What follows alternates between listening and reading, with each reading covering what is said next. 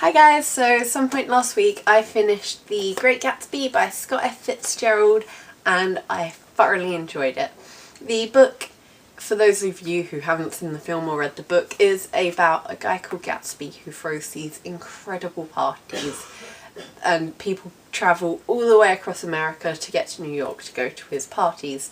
But everyone at the party, no one seems to know who Gatsby actually is. There's a sense of mystery about him. And then Nick Carraway, who is our protagonist telling us the story, moves in next door to a little house next to Gatsby's. And it turns out that Nick's cousin, Daisy, was once meant to marry Gatsby, and it turns out he's throwing these parties to try and find Daisy again, and in the hopes that she will turn up at one point to the parties, but she never does, so Gatsby uses Nick to try and get back with Daisy, and it's like their story, and there's a little more to it than that, but that's essentially what's going on. The film is a film that I love so much, and reading the book in no way ruined my love for the film. It just in some ways enhanced it. Even though it's such a short book, it took me a while to read because a lot of last term at school I had exams, so revision ate into my reading time a lot. But even when I started it before I was revising, I found it a little hard to read because of the language. It's set and written in the 1920s, uses language from the time, and Fitzgerald doesn't waste words.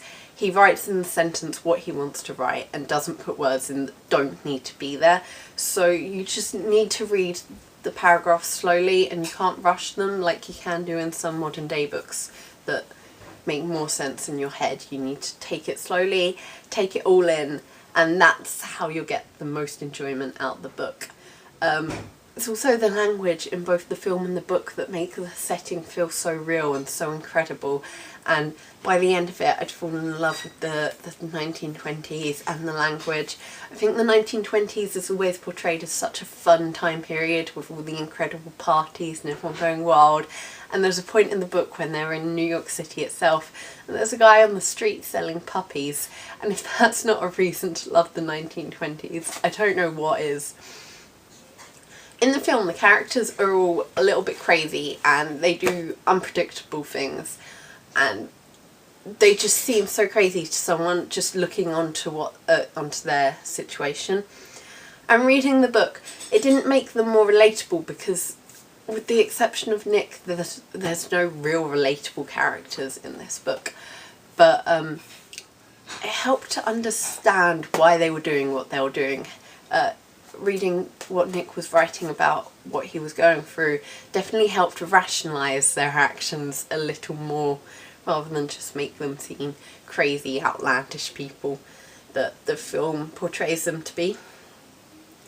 If you enjoyed the film and haven't yet read the book, or just are interested in reading the book, I definitely recommend it because it was such a good read, such a nice read, and I'm glad I have got around to reading it because the film came out a while ago and I've been in love with it since.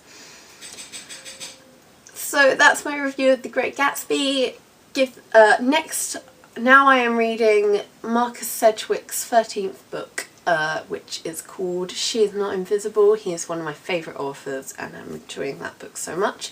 If you enjoyed this video, remember to give it a thumbs up, comment down below what you thought of The Great Gatsby. In the description will be links to my social network sites, so remember to give me a like on Facebook and a follow on Twitter and Tumblr if you want to know more about my videos and when I'm uploading.